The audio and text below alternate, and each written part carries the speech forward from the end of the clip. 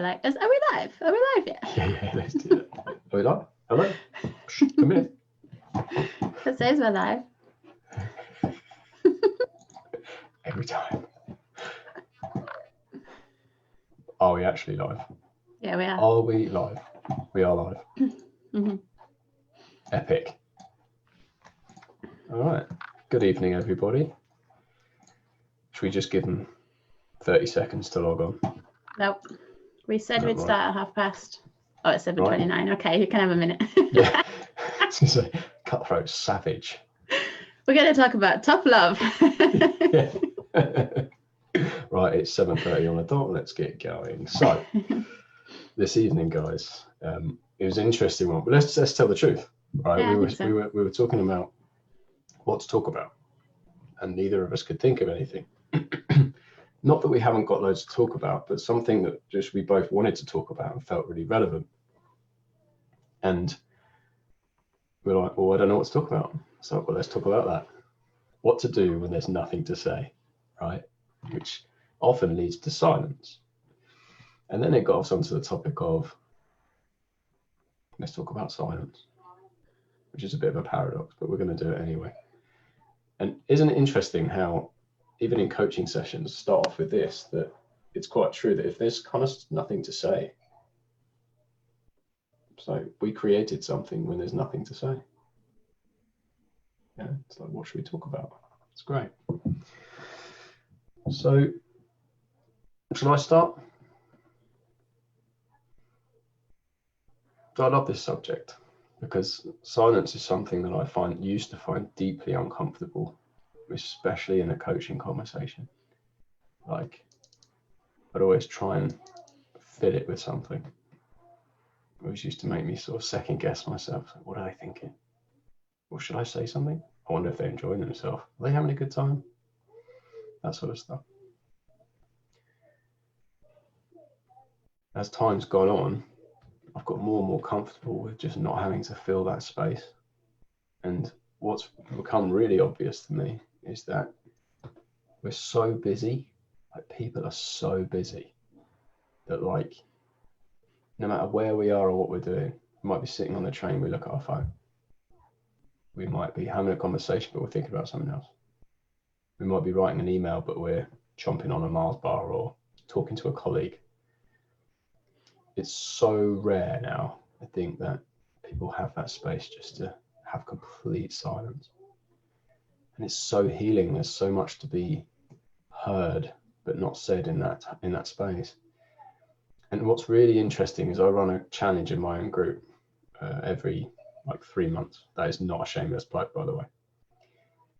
And something that I do often in that challenge is to get people to sit for an hour in silence with nothing. Not that's anything. No music, no book, no conversation, literally nothing, just to sit or stand or whatever in complete silence. And about 75-80% of people can't do it. They find it too hard. They find it really uncomfortable. The feelings they don't like. They confront the things that they try and avoid. And for me, silence is a way to, it's not, I don't necessarily use it as a tool, but it's just something that we can sit with to allow people to really hear what's going on in their own mind, to hear the story, to hear what they've just said, to take in their life, to reconsider things. I think it's probably become the most powerful part of coaching for me. In honesty, from the most uncomfortable to the most powerful, just through experiencing it. So there's something in that as well, I guess. Do you feel that on the receiving end as well, Sam? So as a coach, it feels powerful to be either comfortable with a pause or comfortable feeling uncomfortable. Do you feel that whilst you're being coached? It's funny, good question. I think I find it completely comfortable when I'm being coached. But when I'm coaching, sometimes there's this unknowing attachment to that I should be leading. I should know what to say next. I should know what's coming next, kind of thing. There's still a story that runs in the back there somewhere. Sometimes. It's a really good question. And I had an experience of this recently where I was having a conversation with someone in a coaching conversation, and there was a lot of energy when they came to the session, and I honestly didn't have anything to say. I was just listening, and then we just sat, and they completely ran out of things to say, and then they just burst into tears. Just sat there for about 5 minutes in silence, and you could see visibly they were like, "Is he frozen?" I do try and move a little bit so they know I'm not frozen, And they burst into tears, and it's really emotional. I mean, I didn't even know what she was crying about, but I felt it too. I was like, "What is this? What's going on?" And she just said, "Relief."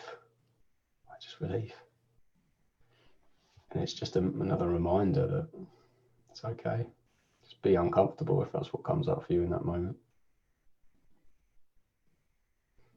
What about you? To a certain extent, I think I was always comfortable with silence, because I grew up in an environment where I would just walk into the living room and my parents would just be sat in silence. So like no TV or nothing. They were just like just sitting there. And so I would think it was a bit weird, but it didn't feel uncomfortable. So I think that, to a certain extent, I was always fairly comfortable with it.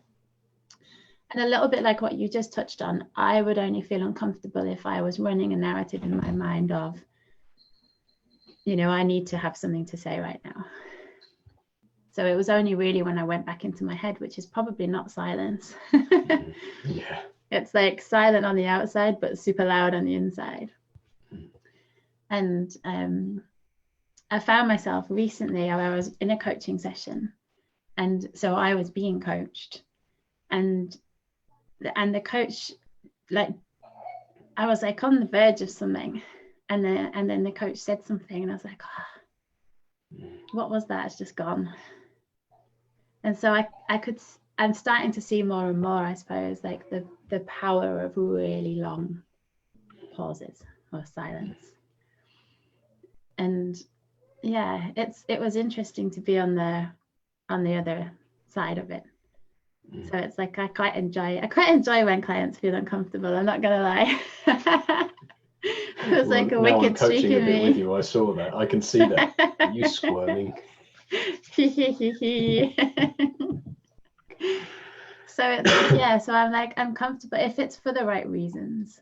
Like, again, I always come back to service, but you'll start to sense when you're in the coach's chair and you're serving someone, and there's a silence, and if you're creating that space for them to really reflect on what's being said, to really notice something going on for you and for them, in terms of, I need a minute to think about what I want to ask next. Like, I want to see which direction it might be helpful to take this.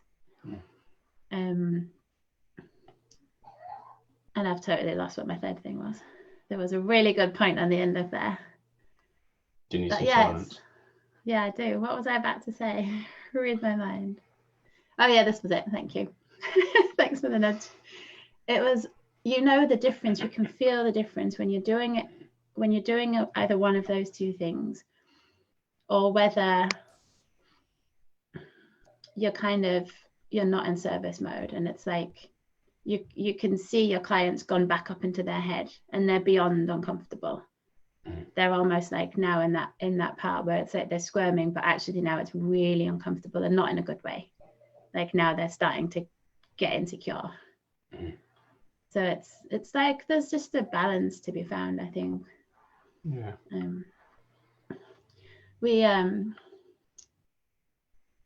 I guess that's one way of looking about silence, like when both parties are silent, but also just silence as a coach. Just silent in the mind, really being present. That's a different way of looking about silence. We did an exercise at the Litvin intensive in, I can't even remember when I was there, October, I think. And we did like hot seat coaching. So you would line up, there was like 2 rows of chairs, and you would line up, and you would have like 2 or 3 minutes with each person, and then you would rotate. So you was like speed coaching, it was. And one of the yeah, it was kind of fun. One of the exercises was just to sit and make that person in front of you feel like they have been heard, like they have never been heard before. Mm. And it was like, you can't speak, just make them feel like they are so like cuddled right now, you know, like so supported, and you're there for them. And it was really powerful, the emotion that came from the other chair. And I also, we alternated, so we got to experience that too, and it was really powerful. It was like the person hasn't said anything, but I feel more emotional than when we were having a conversation that was flowing. Mm. So yeah, it's a different way of looking at silence. It doesn't have to mean nobody speaks. No, I love that. It's like it also reminds me that because we can sit in silence ourselves, right? But it changes the space when there's somebody there with you. Just, it's almost like this "I love you anyway" kind of feeling. Like I'm not going anywhere. And me and you shared with someone today. I was listening to that Melissa Ford interview, and she was, like I said to you earlier, I think it's worth sharing again, that one of the things she loves to do as a coach is to allow people to experience a space where she is the only person on earth that can create that space for them, or that's willing to create that space for them. And that's such a massive part of it for me. Like, yeah, not just silence as in the quiet, but silence in there being an intention from the coach.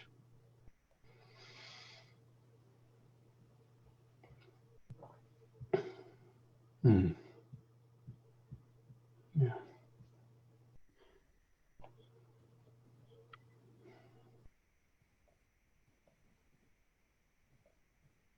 It's a really ironic silence.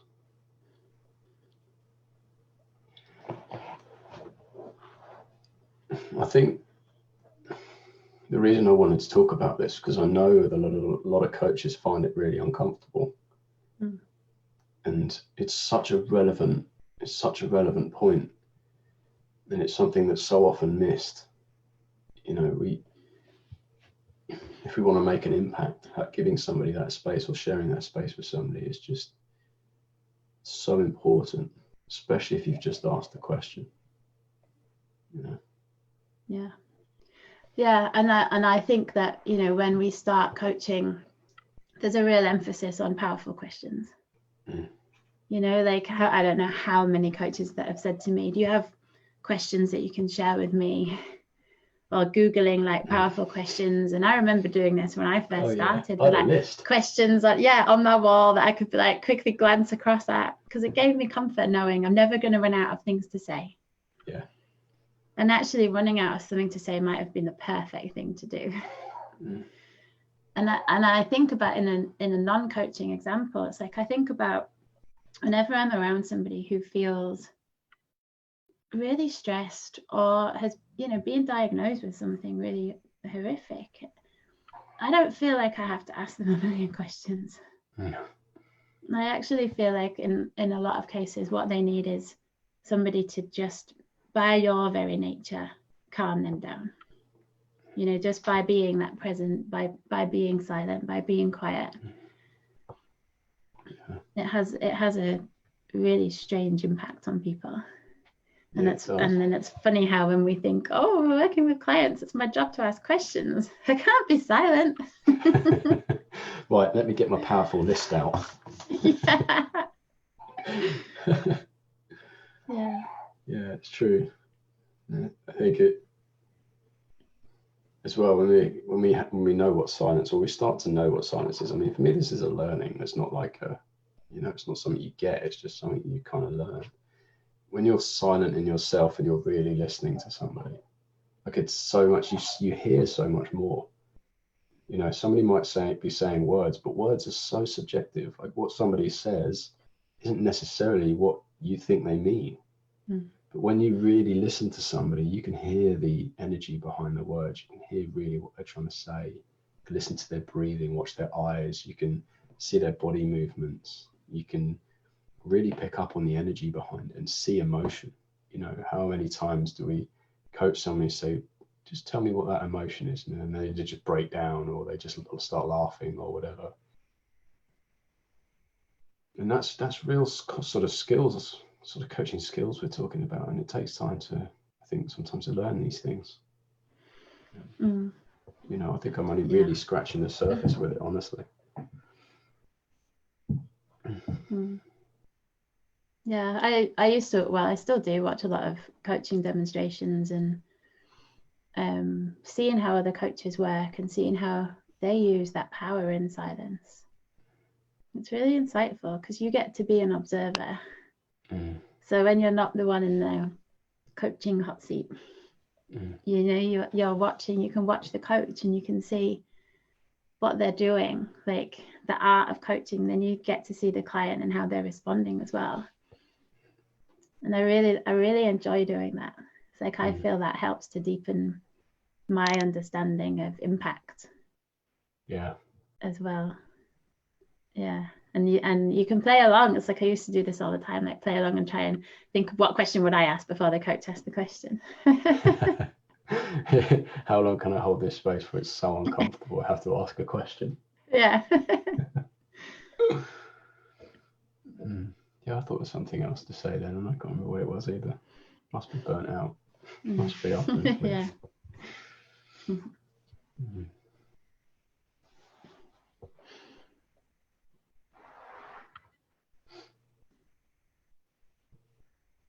Yeah, no, it's gone. Doesn't matter. Think of another time. But yeah, I just thought that was it's just a well worth subject, man. Well worth talking about, because it's, again, I see it as one of the things that people really do struggle with in coaching, and it's okay. Like, it's okay to feel that, because, you know, the more you learn what that means, the more value you see in it, and the more you'll want to hold that space for people. Yeah, I agree. And it kind of shows as well, you know, when we talk about, you might not get insight in the session, it might actually come like days after the session. And that's when the mind is quietened down. Like, how often do people say, oh, it's really weird, I was just out for a walk and then I had this idea. Or I suddenly saw this blind spot that you've been pointing me to. And they come back and they're like, oh my God, I do this. And I'm like, really? It's funny you say that, actually, because just before this session, I messaged somebody I was talking to yesterday. I had a coaching session, the first one with her, and she was, obviously I won't share it, but there was lots going on for her. There's lots of overthinking, lots of stress in family and that sort of stuff. And we just listened to her. And then once she'd run out of things to say, I didn't actually have anything to say, because what I could see is the whole thing of what she was saying was all up here, all kind of very cerebral. I didn't want to make a thing of it. I just wanted to just see what she did with it. And after probably 2 or 3 minutes, I could see she was squirming, and not in a bad way, but just she could see she was kind of, is he going to say anything? Should I be talking? And she messaged me today, and she said, you know, all that stuff was going on, and nothing. I didn't need to do anything with it. I didn't need to do anything with it, and I understood that because you didn't ask me anything, you didn't do anything, nothing was said. She said, I feel so much more peace today. And that was the aim of the session. She wants to create peace of mind. And it was just really fascinating when you don't attach that action. It's just nothing to it. I just feel like that, the station where the train comes and it goes, and that's all there is to it. So that's sort of an example, I think, of, didn't know it at the time, but talking tonight, it's a perfect example of using silence as a part of a session. Yeah. I don't think I have anything more to share on this. Me neither. I hope you guys find that valuable. Me too. I know they will. Because it's us. Standard. All right, guys. We will speak to you all very, very soon.